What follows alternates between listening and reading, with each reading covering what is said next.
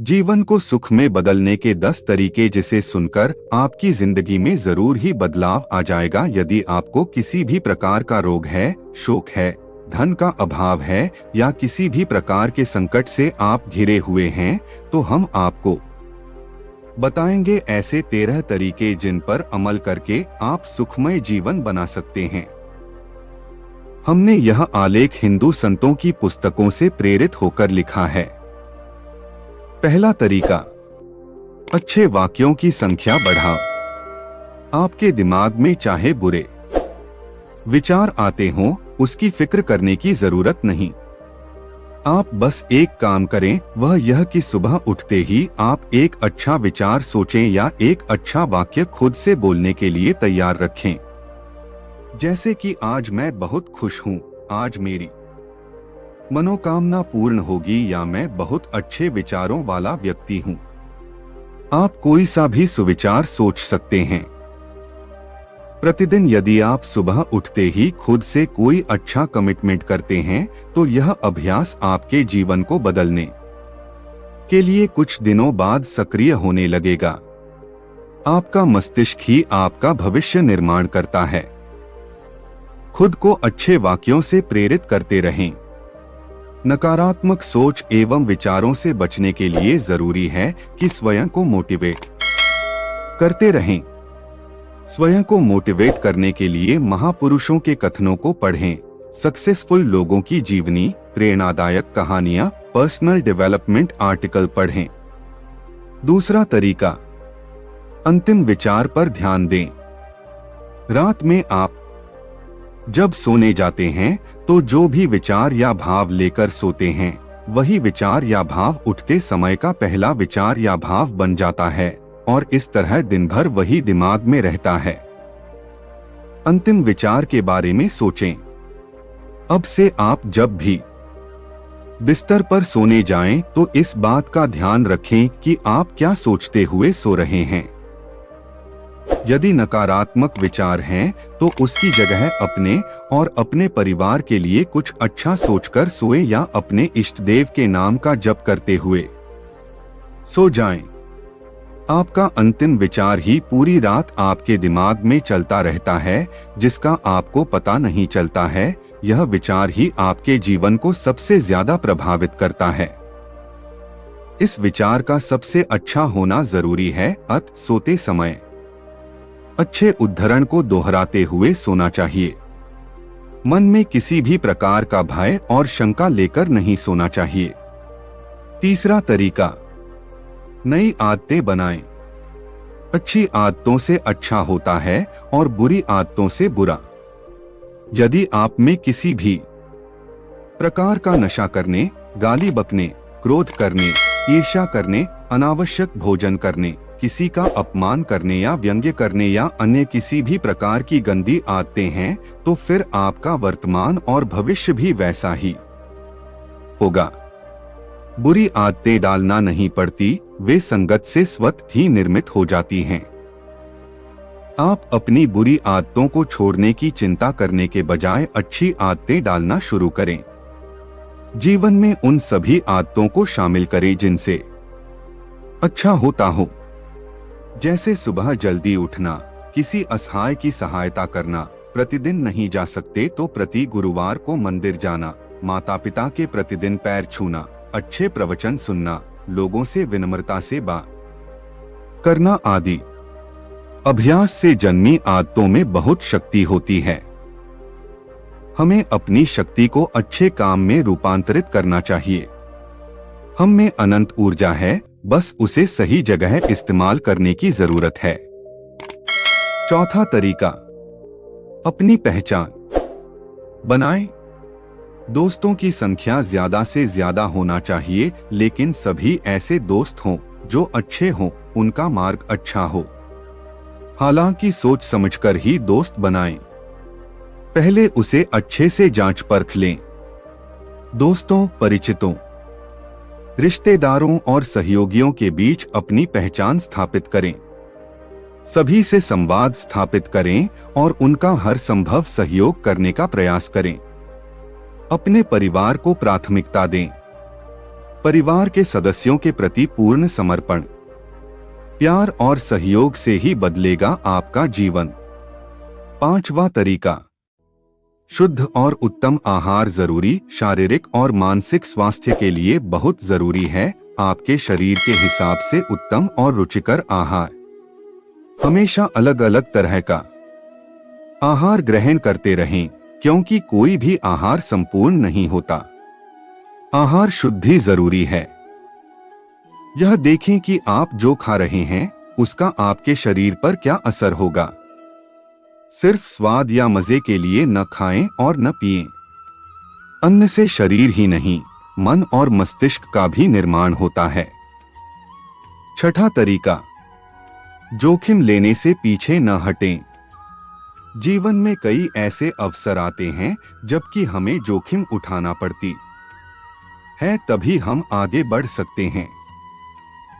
रोजमर्रा के जीवन की बोरियत से बचने और अधिक धन या सफलता प्राप्त करने के लिए जोखिम तो उठाना ही होगा। याद कीजिए वो अंतिम समय जब आपने कुछ कठिन करने का निर्णय लिया था। आज आप जहां हैं वह इसलिए है क्योंकि आपने उस वक्त जोखिम उठाया था। अब इससे आगे जाना है तो आगे बढ़ने के बारे में सोचें। जोखिम उठाने का मतलब हो सकता है कि आप अपने इस जॉब से संतुष्ट नहीं हो और नए जॉब में जाना चाहते हो।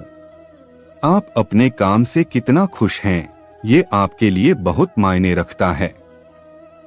अगर आप अपने जॉब या काम से खुश नहीं हैं, तो दूसरा काम करें। आपको पैसों की समस्या हो सकती है, लेकिन यह एक अस्थायी समस्या है। इससे आप निकल सकते हैं। 7वां तरीका, घर और वस्त्र बदलें। आपके घर को देखकर ही आपकी पर्सनालिटी का पता लगाया जा सकता है। आपका घर सुंदर और अच्छे वातावरण से परिपूर्ण है तो उसका आपके मेहमानों पर गहरा असर होगा। वे आपसे सभ्य तरीके से ही बात करेंगे। आपने देखा होगा कि एक बहुत ही पॉश ऑफिस में घुसते ही आप गंभीर और सभ्य बन जाते हैं। वहां के लोगों से भी आप अलग ही तरीके से बात करते हैं। अपने घर के साथ आप अपने पहनावे पर भी ध्यान दें। रात में सोते समय क्या पहनकर सोना है और ऑफिस, स्कूल, कॉलेज या अन्य जगह पर जाते समय क्या पहनना है, यह तय होना चाहिए। सब कुछ सुंदर और अच्छा होना चाहिए, तभी सामने वाला आपसे कैसे बात करें ये आप तय कर सकते हैं। लोग आपको जैसा देखते हैं, आपके बारे में वैसा ही सोचते हैं। अपने घर में साफ सफाई रखें। अपने घर को साफ करने की आदत बना लीजिए, खुशी और आनंद पूर्वक, क्योंकि आपके घर की सफाई आपके शरीर का प्रतिबिंब है।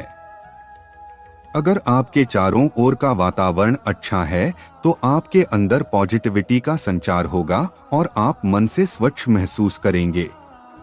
आत्मविश्वास बनाए रखने के लिए जरूरी है कि आप कैसे माहौल में रहते हैं।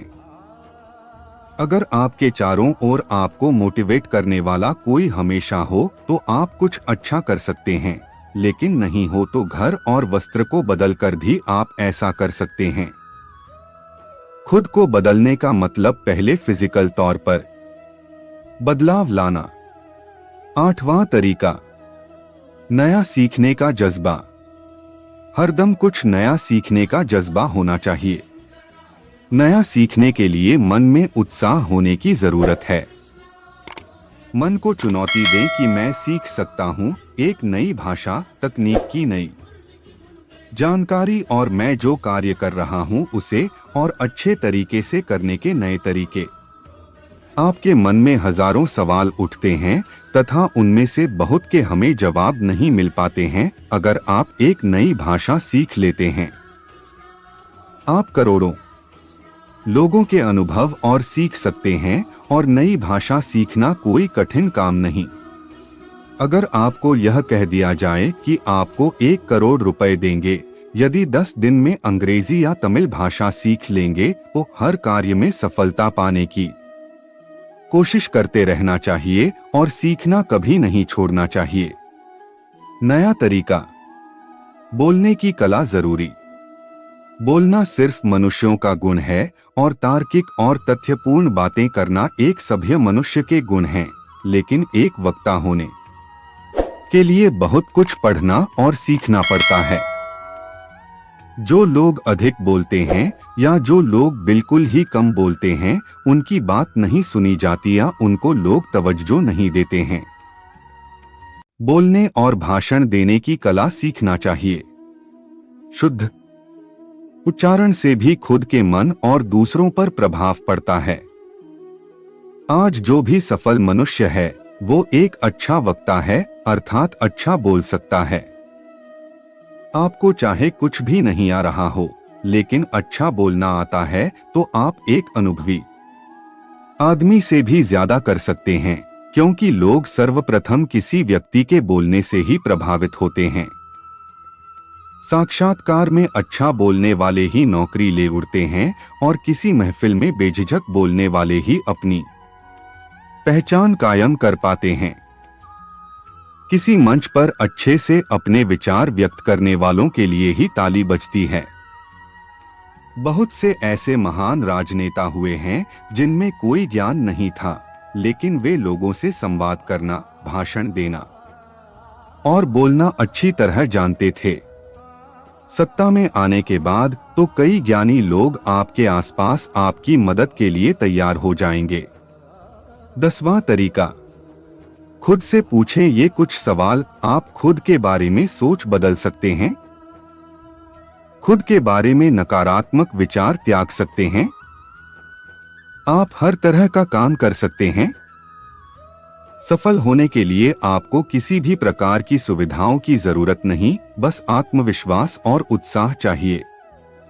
अवसर तो आते जाते रहते हैं, ऐसा नहीं कि आपको फिर कभी अवसर नहीं मिलेगा। सफलता के लिए अवसर नहीं, दृढ़ निश्चय होना चाहिए। आप नया करने की ताकत और सोच रखते हैं। आप हर दिन एक नई शुरुआत कर सकते हैं। आप भय और सेक्स से परिपूर्ण विचारों से दूर रहना जानते हैं। आप हर कार्य के लिए ईश्वर का धन्यवाद करते हैं। आप व्यर्थ की बातों और टीवी सीरियलों में समय बर्बाद नहीं करते हैं। आप हर माह खुद को एक नया चैलेंज या टारगेट देते हैं। आप सही और गलत की पहचान करना जानते हैं। आप हाँ और ना कहना अच्छी तरह जानते हैं।